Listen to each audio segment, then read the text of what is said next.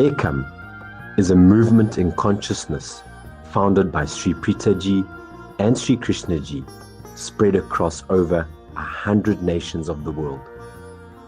This spiritual movement has led millions to a direct experience of their personal divine and the manifestation of breathtaking miracles.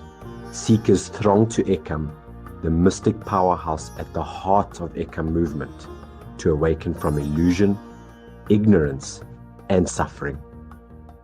Now I have a lot of ease and peace toward myself, and I feel that I'm so complete, and I start love myself, and I start connect to the people around me, the nature around me, and I start realizing I'm able to flow with the flow of life. It felt really liberating, like I finally got through what I was like, what was making me angry or sad at my parents. I finally got through it, and it feels really good. As an entrepreneur, what I have been looking for, or what I look for all the time, is clarity. And what's amazing about Krishnaji is that when you listen to him and you talk to him, he's got a complete blueprint of what works and what does not work. And that's what I like about his programs, that they come from a place, a knowledge, a wisdom that is does not come from books. It comes from a deep knowing.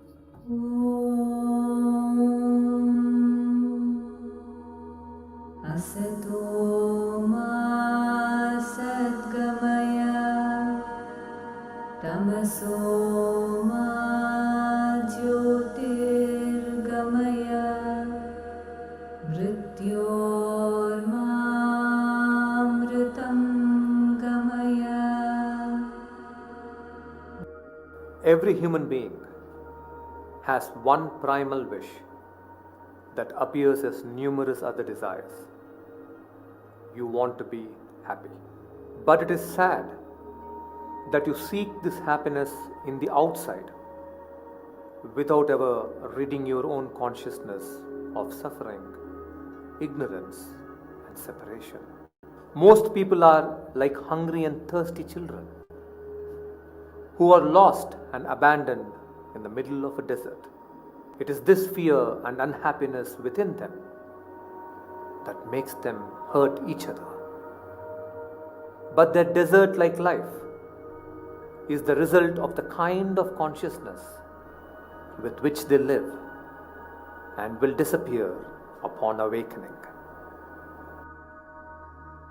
An unenlightened consciousness and unawakened consciousness is at the root of most problems. In an unawakened state, you continually engage in generating negative karmic actions and accumulate negative karmic balance, which result in obstacles such as relationship conflicts, breakdown of mental and physical health, or the perceived and actual economic insufficiency. It is also the collective unawakened consciousness that is at the root of most global problems of war, poverty, division, and environmental destruction. Your awakening is the only solution to stem the further birthing of problems and the dissolution of existing challenges. And the collective awakening of human consciousness is the only enduring panacea for all.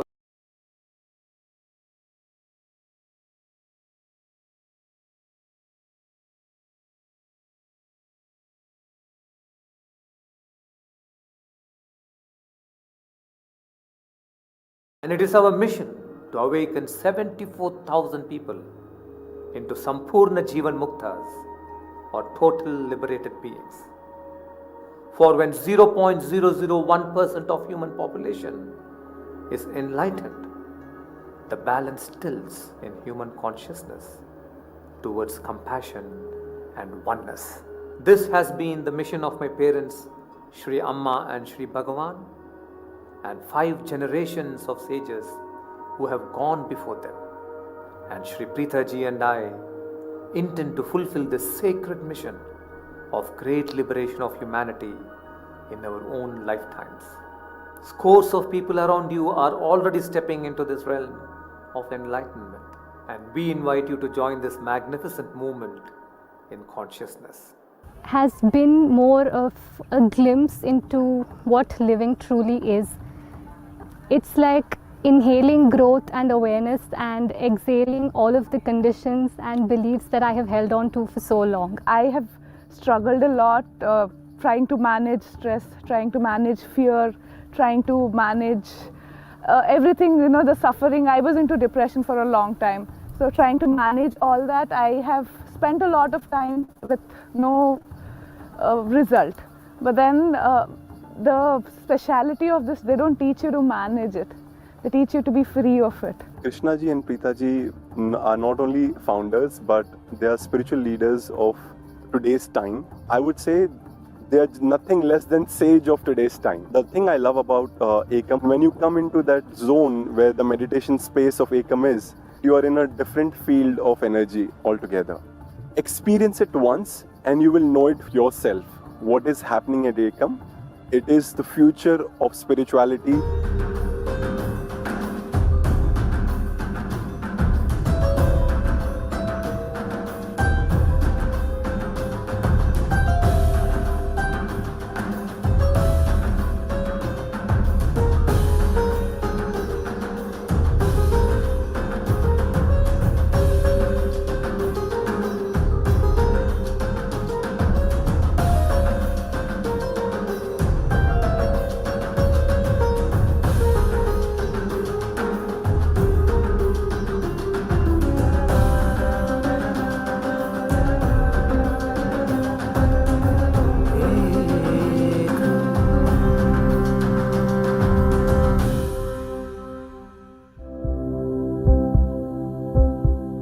Sri Preeta Ji and Sri Krishna Ji are spiritual leaders, mystics, and philosophers of our time. They have co-created Ekam, a mystic powerhouse located in the state of Andhra Pradesh, India.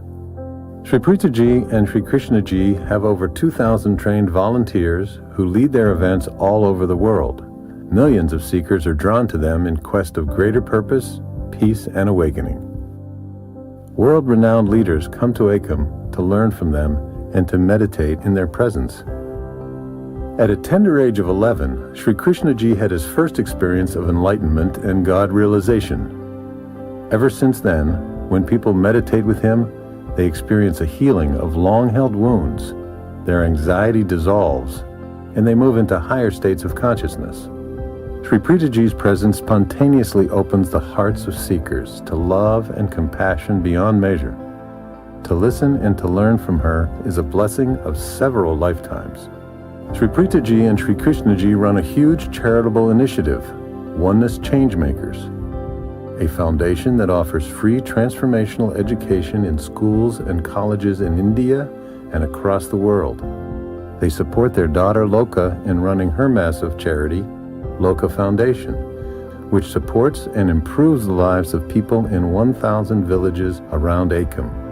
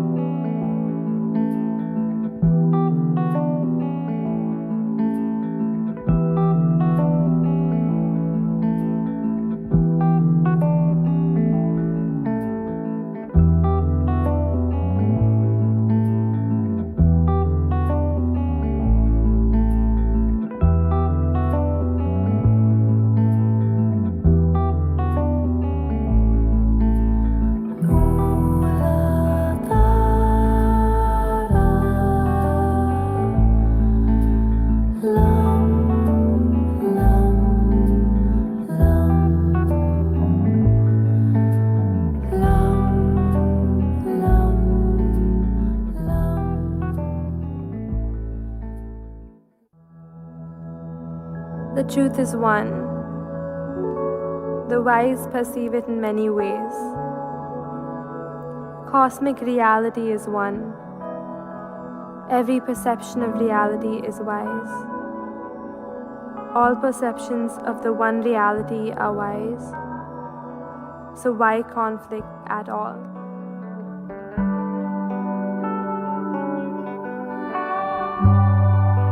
एकम साथ विप्रहार बहुधा वदन्ति एकम साथ विप्रहार बहुधा वदन्ति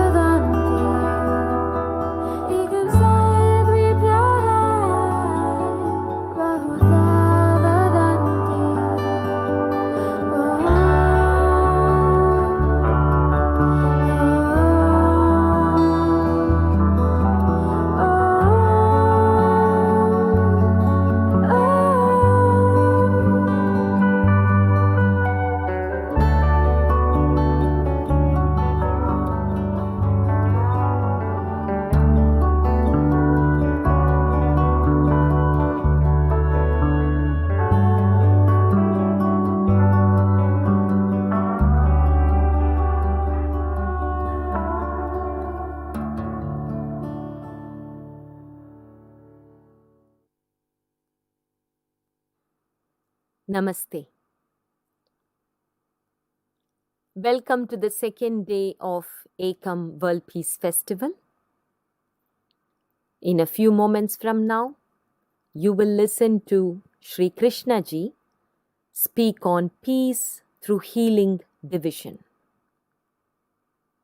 We invite you to participate with your heart, even as you listen to this peace message. You will heal the pain caused by division within your family, your organization, or your community, and live with greater harmony with each other. Let us now welcome Sri Krishna Ji.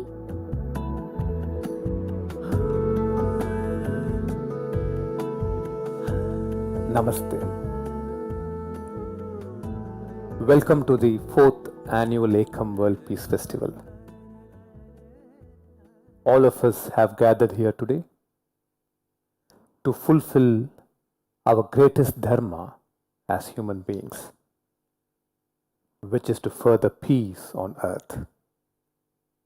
And this will benefit all living beings. One of the meanings of the word dharma is noble responsibility. Following your dharma means following a responsibility beyond your limited self-interests. Fulfilling a responsibility that will cause great well-being. When we connect to Ekam Kshetra or the oneness field and meditate for peace, Ekam will amplify the peace energy generated by our collective meditation. This amplified energy then radiates back into our families, workplaces, communities, and to all living beings. Today, the 20 million plus peace enthusiasts that are with us will hold a spiritual vision and meditate for ending division in our world. Before we discuss the path to a peaceful world or finding a solution to end all division born of discrimination, let us for a few moments dwell on questions surrounding peace. What is peace and how does one find it? Is it possible to manifest a peaceful external world without attending to our own inner conflicts first. Can conflicts be resolved through reasoning, understanding the gains or losses caused by peace and conflict? Can transformation be achieved through cultivation of virtue? Peace is a state of being, a beautiful inner state. Transforming our state of being is the only sure way to sustainable peace. And in order to bring an end to every form of discrimination that millions upon millions have endured over the millennia, and to rise above all forms of religious, cultural, social, national, sex and class-based division, one must first end every conceivable form of discrimination in thought. Every form of division is first created in thought before it has translated into speech or action. If we intend to manifest a world free of division, we need to live with a consciousness that is free of boundaries. Right perception, emerging from an awakened consciousness, holds the key to a world free of discrimination. With discrimination gone, division no longer exists.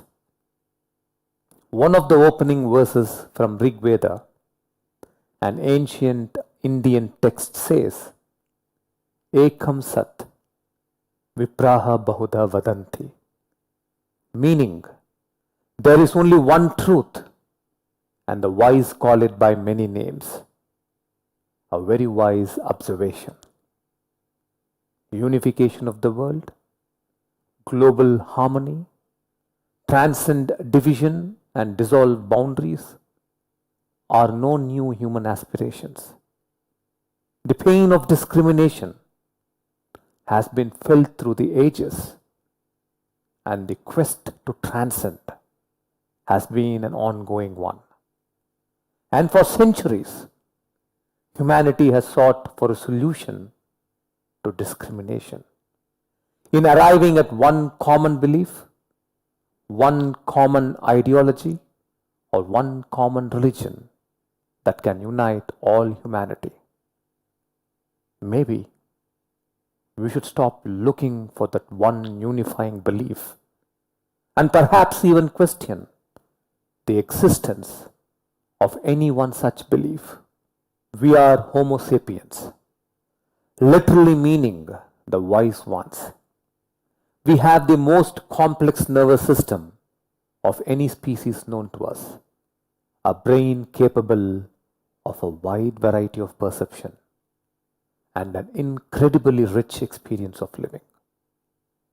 No two human beings will perceive an object exactly the same way, experience an object exactly the same way, hold an exact same view of the experienced object.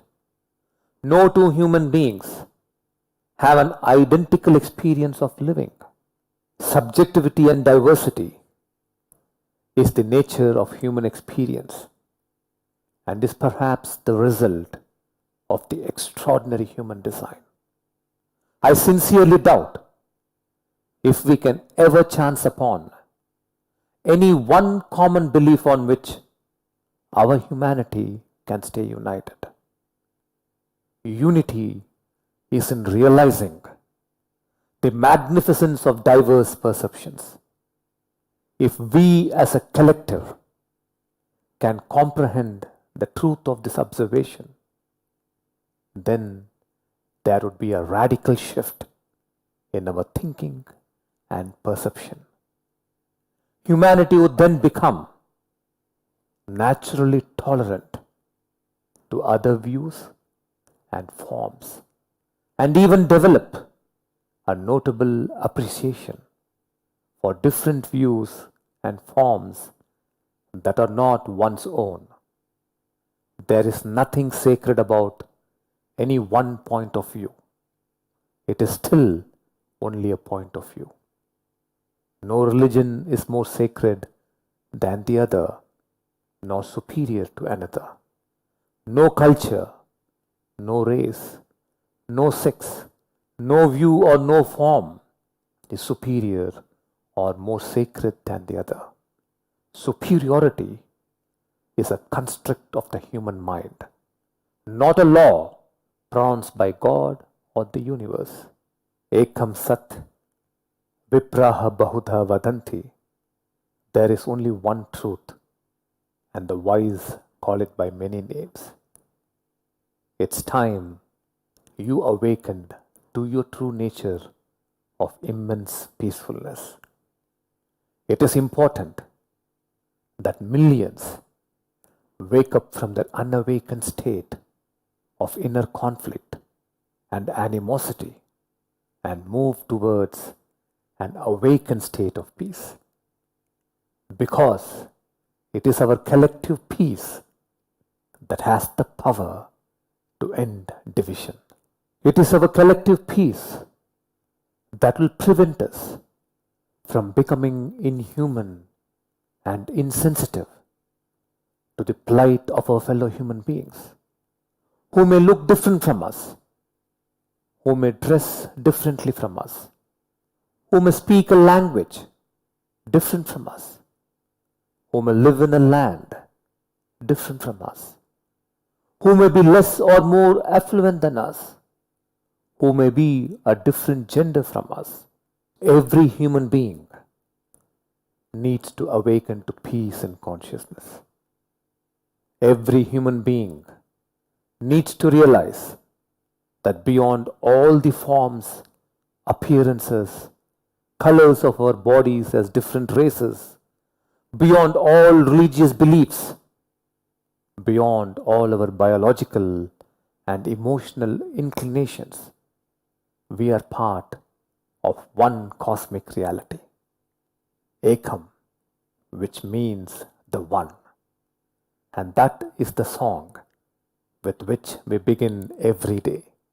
If you can bring your heart and soul into the peace meditation today and intend peace for every human being who has been a victim of discrimination, and also intend an awakening to peace in the hearts of every perpetrator of discrimination, we will for sure influence the collective human thought towards peace and unity. In a short while, we will listen to a brilliant dialogue between Sri Krishna Ji and Golri's Gharaman. We request you to stay tuned with us.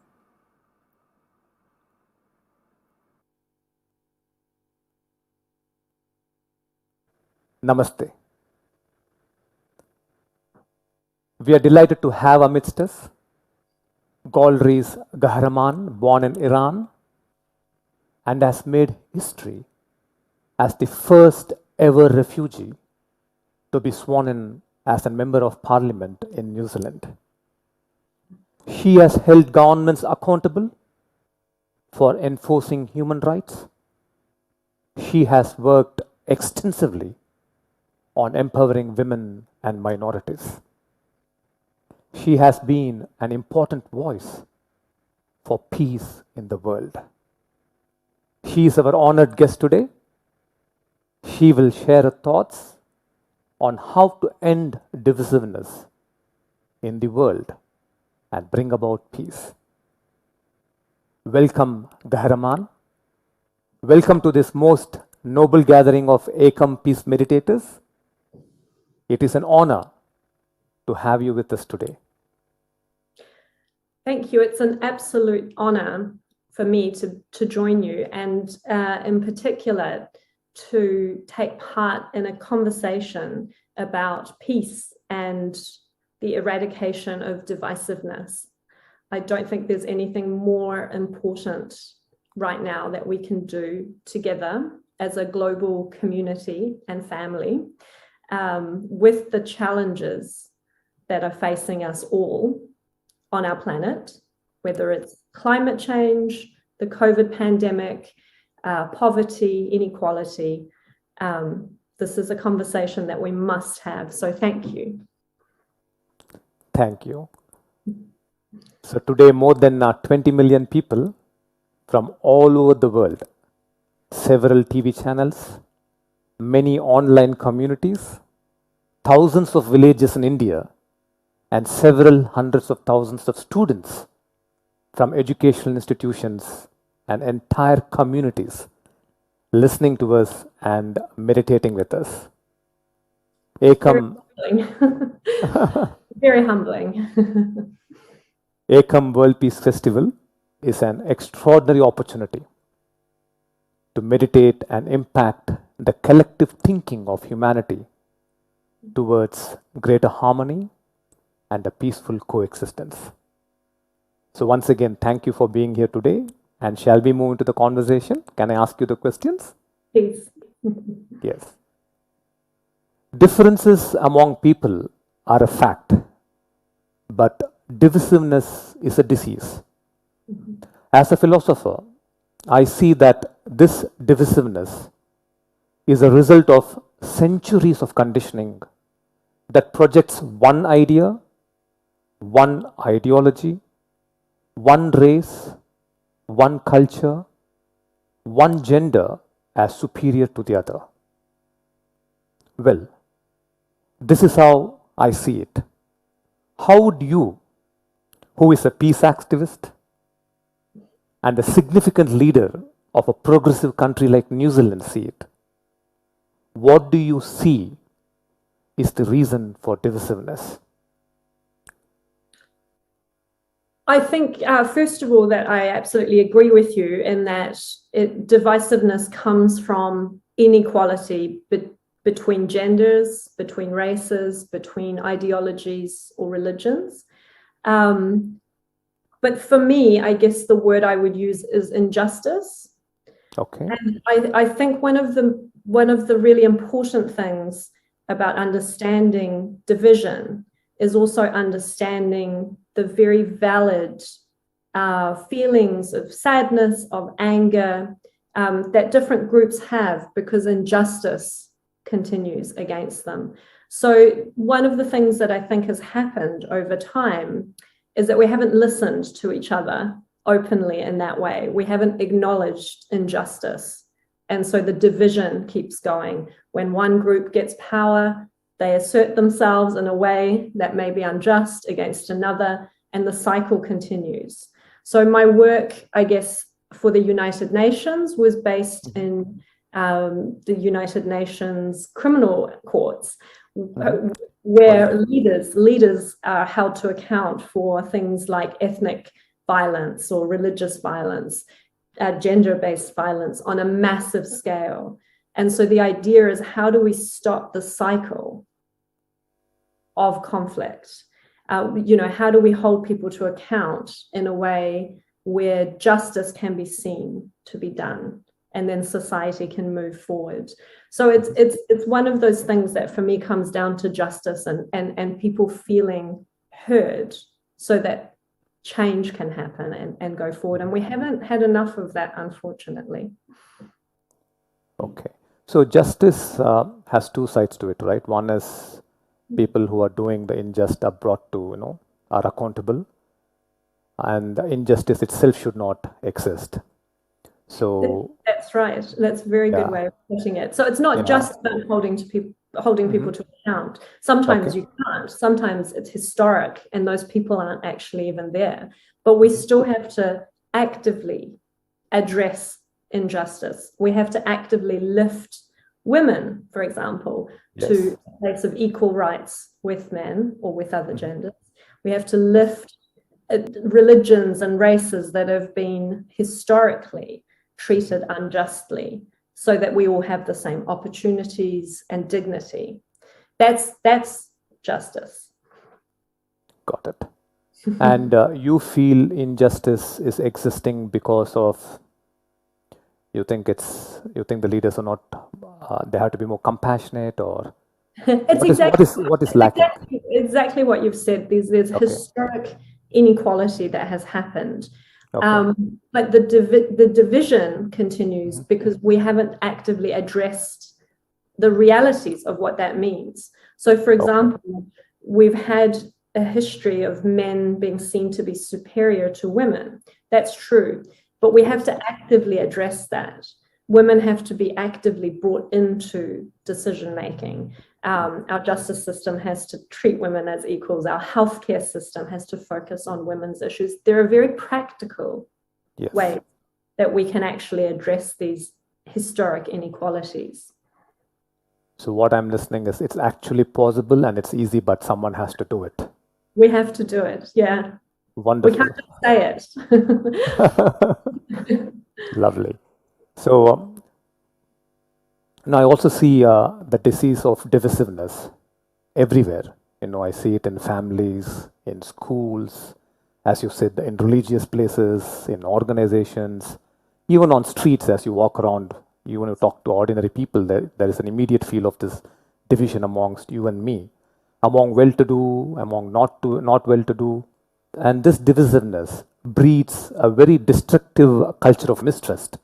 There is mistrust, insecurity, and a helpless rage in the victims, and a mindless superiority, heartlessness, and cruelty in the perpetrators. So it is like a damaged human being damaging others. And this damage, sadly, I see continues to many generations. We can actually see that. So what do you see is the large-scale impact of division on individuals and the fabric of society itself?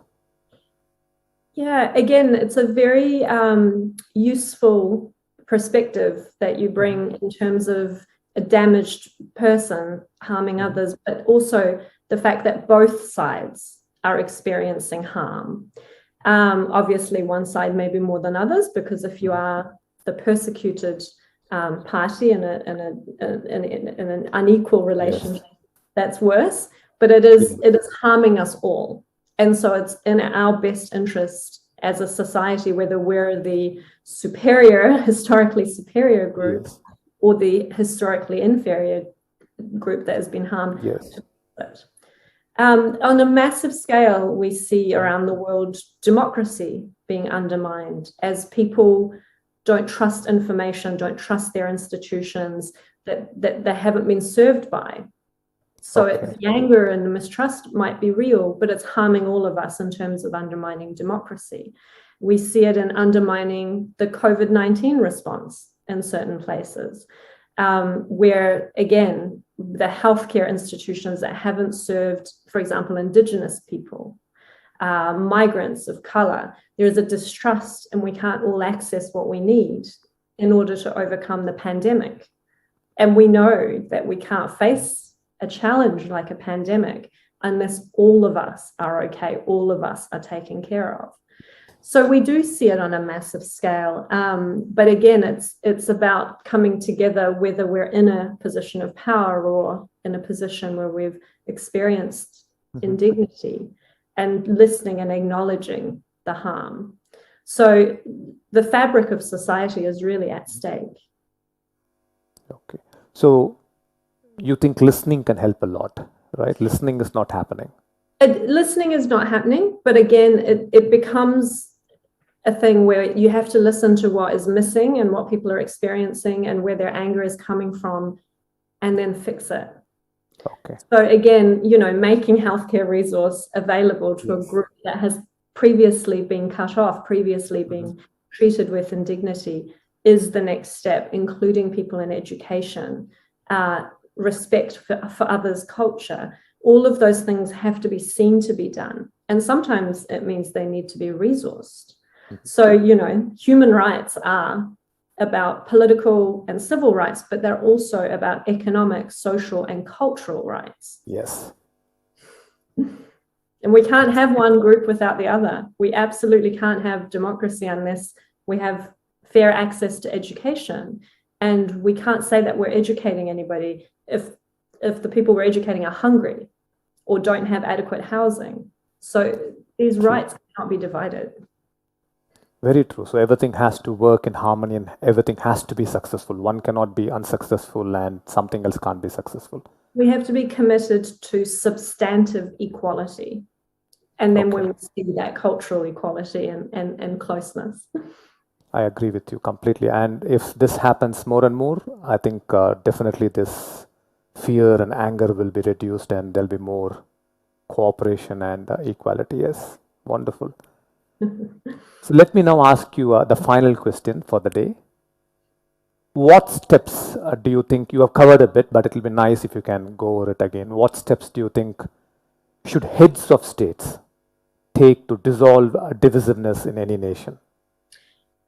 Yes, so what I've touched on already is about addressing injustice in a real and substantive way through policies that include resource to lift groups that have historically experienced inequality.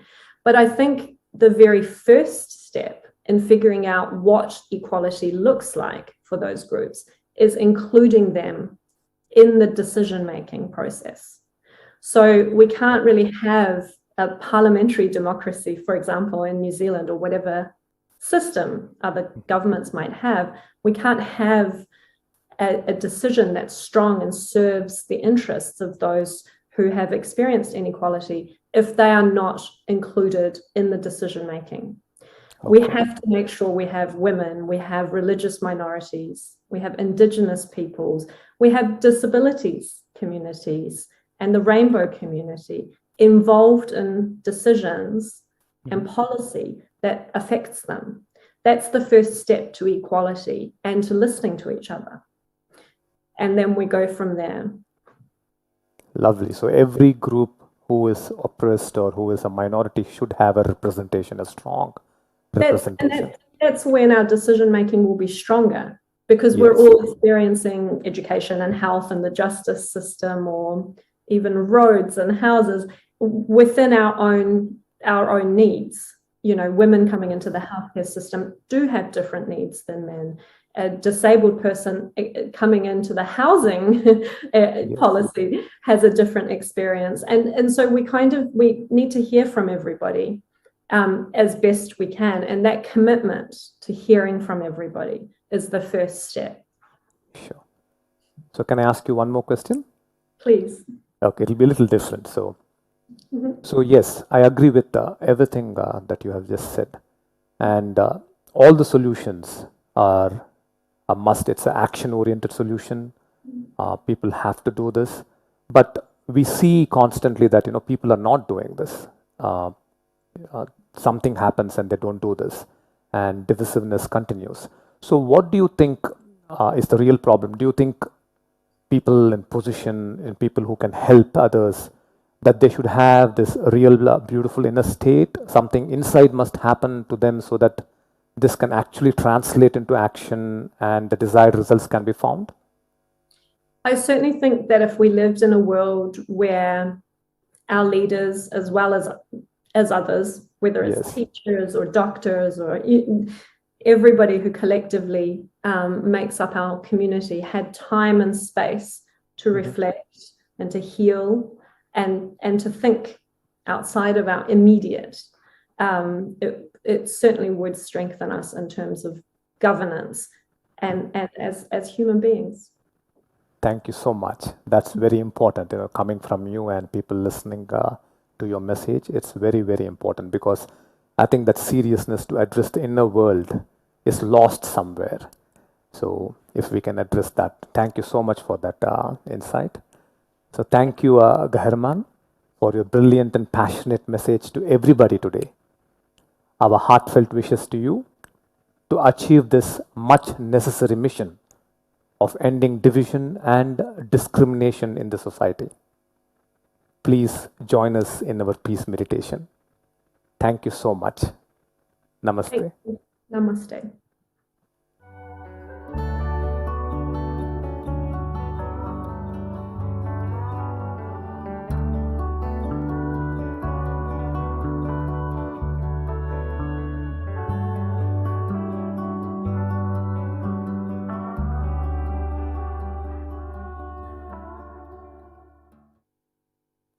We will move into peace meditation now, so that our consciousness and humanity's consciousness can open to the oneness of human existence. Let us now connect with Ekam and the power of the universal intelligence that flows in Ekam.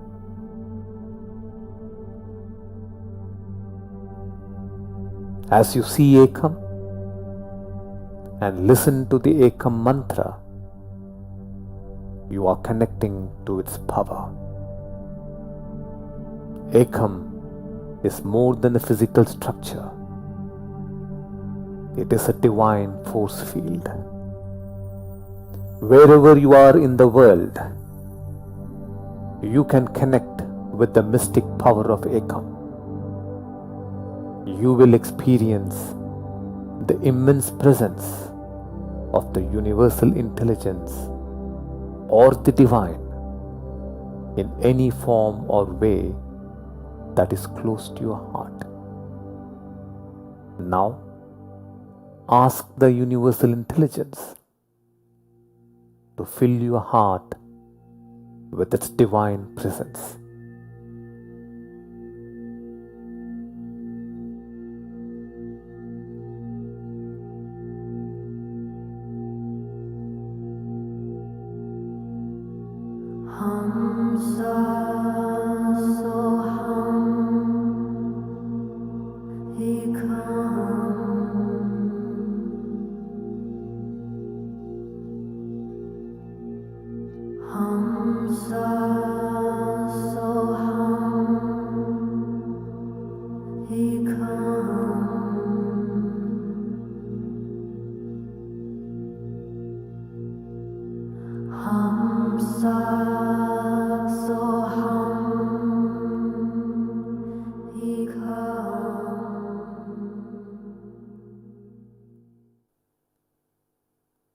Please close your eyes.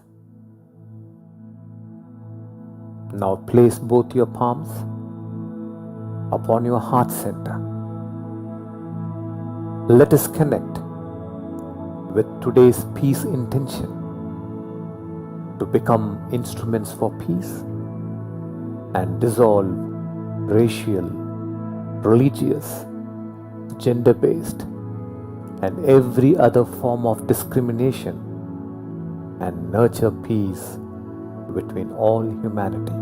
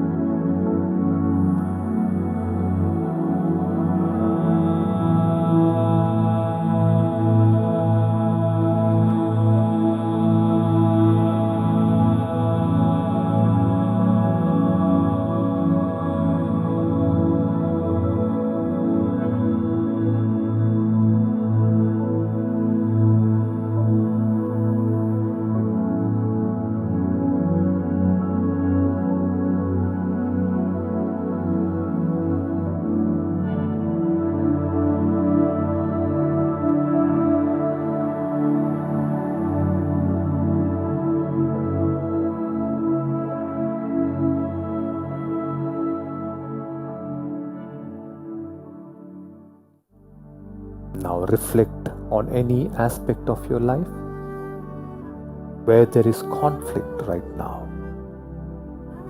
Maybe a disagreement in the family or organization that has escalated into division and separation between the members. Connect with this conflicting situation and feel the disturbance within you.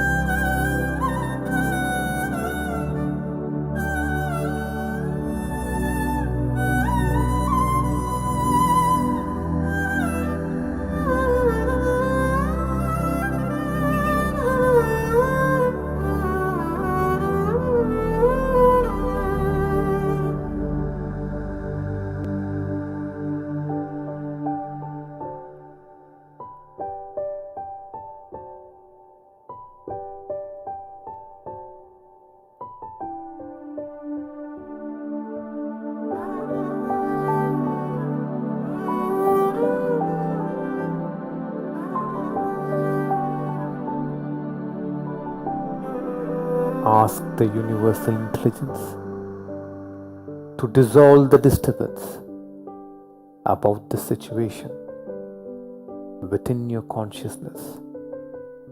This disturbance manifests as judgment on the other, blaming, anger, resentment, dislike and hate.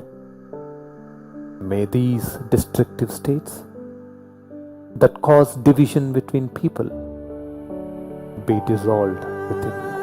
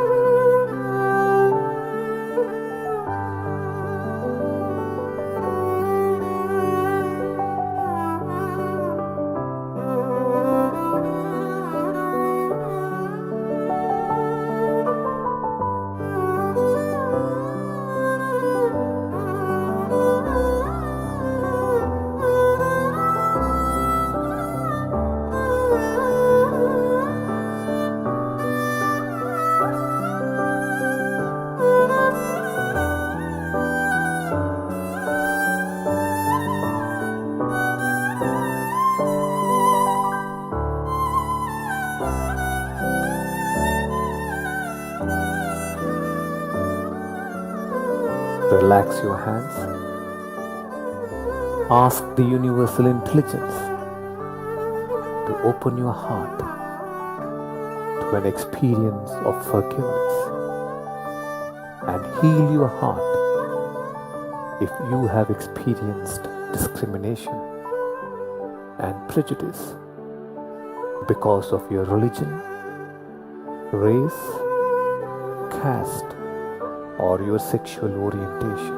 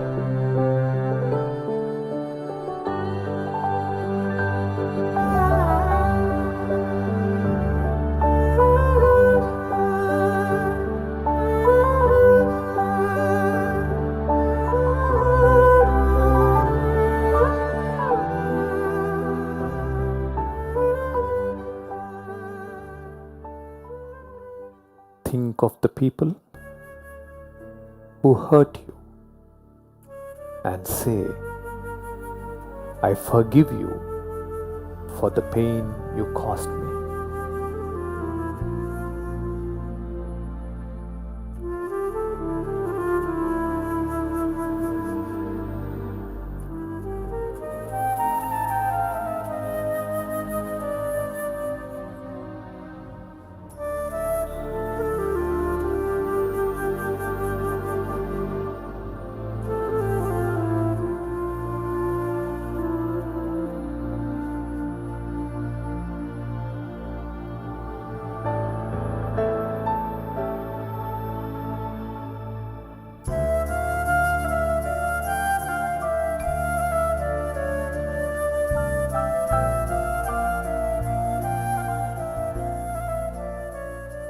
Now think of those people whom you may have hurt because of your inner disturbance and say, "Forgive me for the hurt I have caused you."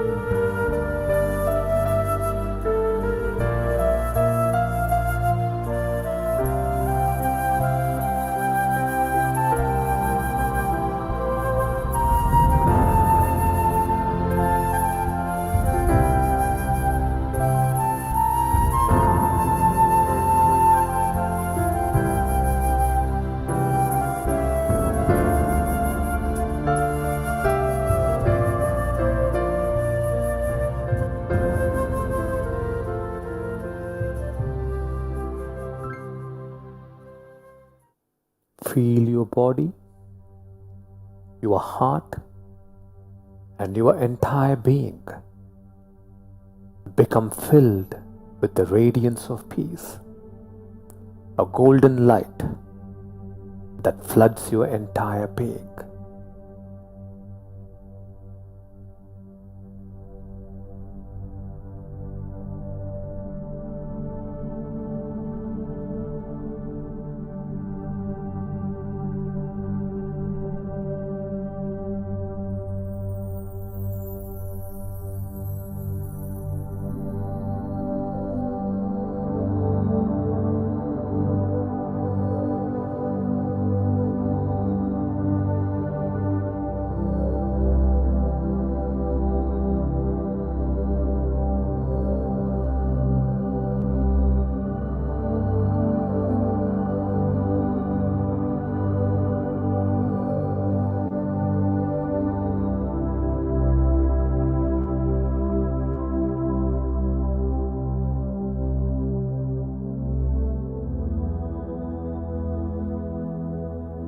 Feel your peace energies flow like streaming radiance to all those people who have experienced pain and destruction caused by discrimination in their lives.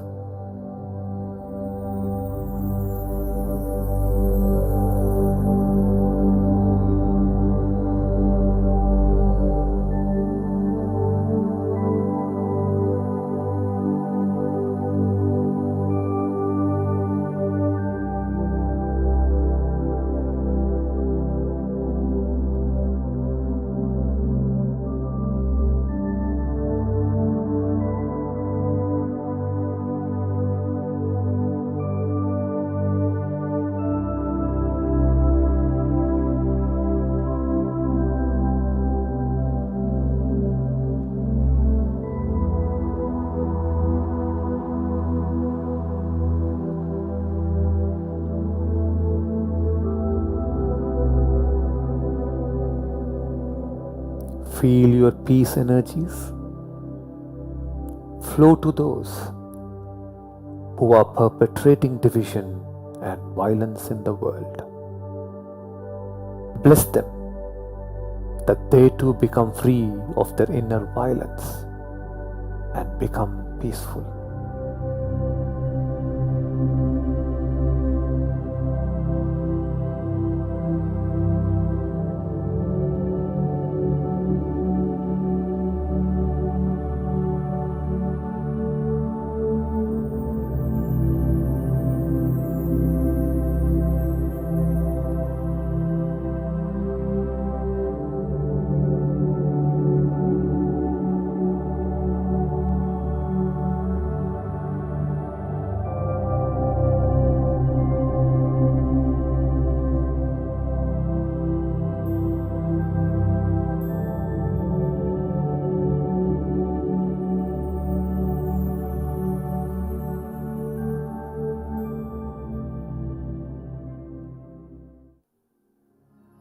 Now see that the earth is peaceful.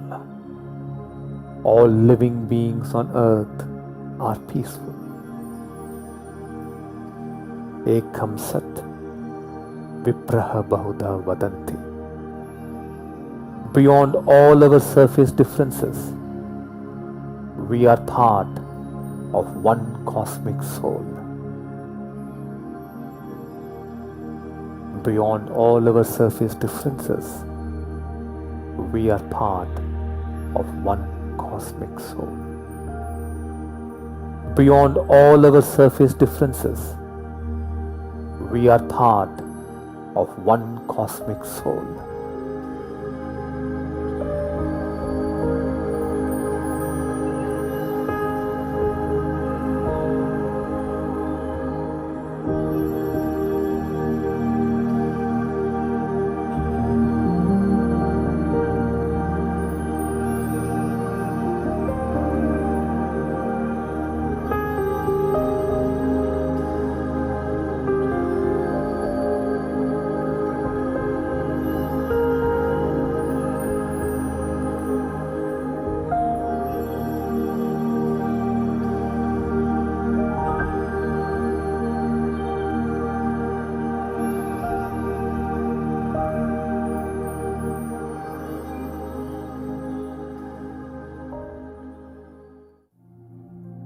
Open your eyes and look at the peace flame. Holding your gaze upon the peace flame, let us take an oath. Repeat this to yourself. I will rise above differences and extend my respect and friendship to all people.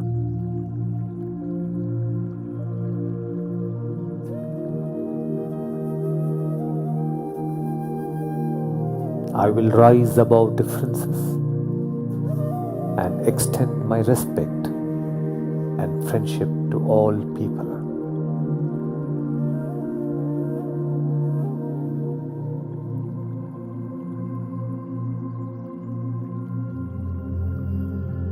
I will rise above differences and extend my respect and friendship to all people.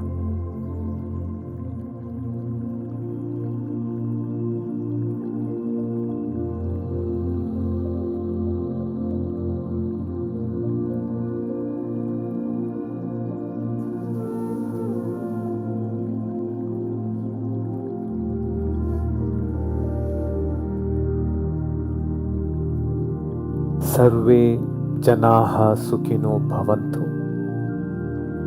Loka samastha sukhino bhavantu.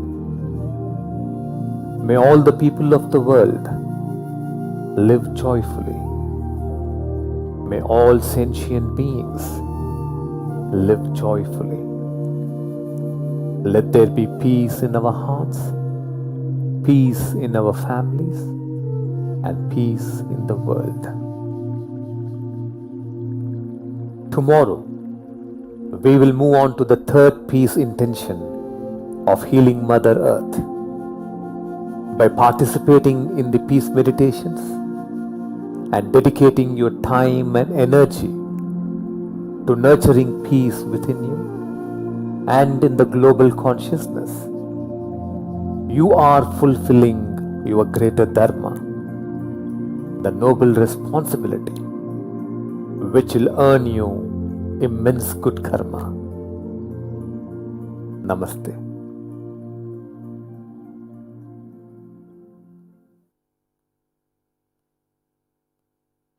Our heartfelt appreciation to every one of you for being with us today. Peace is our collective vision. Tomorrow, we will be joined by a special guest, Satya Tripathi ji. Satya ji has worked with the United Nations for several decades and is currently the Secretary General of Global Alliance for a Sustainable Planet.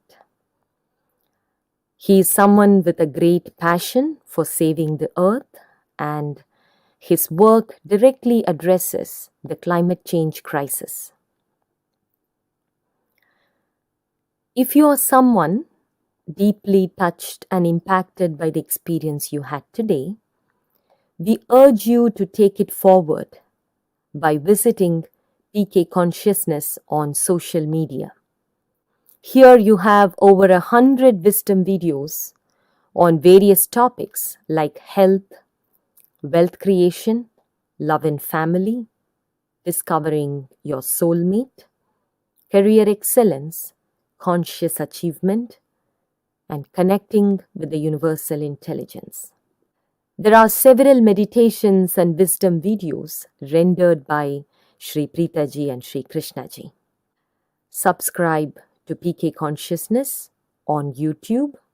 Follow PK Consciousness on Facebook and Instagram. Thank you very much for being here with us today, once again, and we will meet each other tomorrow at the Ekam World Peace Festival. Tomorrow will be the grand culmination of the festival. Namaste.